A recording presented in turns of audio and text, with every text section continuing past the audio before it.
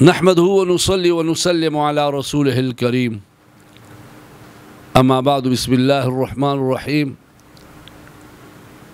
امام ابو حنیفہ رحمہ اللہ تعالی کے دور میں ایک آدمی اور اپنی بیوی کے ساتھ جھگڑا ہوا۔ اب آدمی نے کہا کہ اگر پوری رات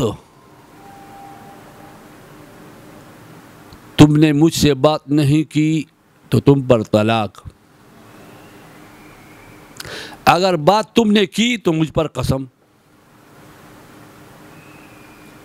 اب اگر بات کرو گی تو مجھ پر قسم ہے، اگر بات نہیں کرو گی تو تجھ پر طلاق واقع ہوگی۔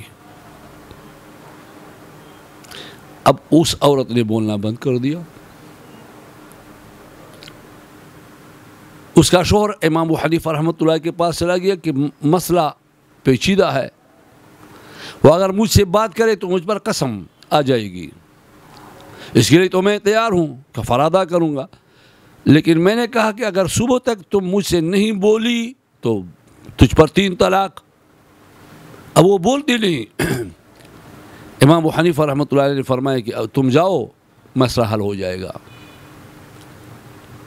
تو امام ابو حنیفہ رحمۃ اللہ علیہ نے وقت سے پہلے مسجد میں کھڑے ہو کر صبح کی اذان دی۔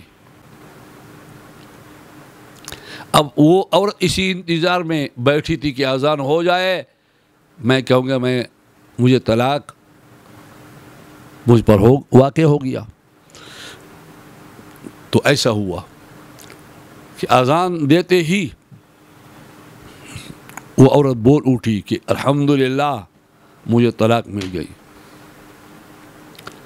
وہ آدمی بڑا پریشان ہو کر امام ابو حنیفہ رحمۃ اللہ کے پاس آیا کہ آپ نے تو مجھے کہا تھا کہ کوئی بات نہیں ہے، مسئلہ حل ہو جائے گا، وہ تو کہتی ہے کہ طلاق واقع ہو گئی۔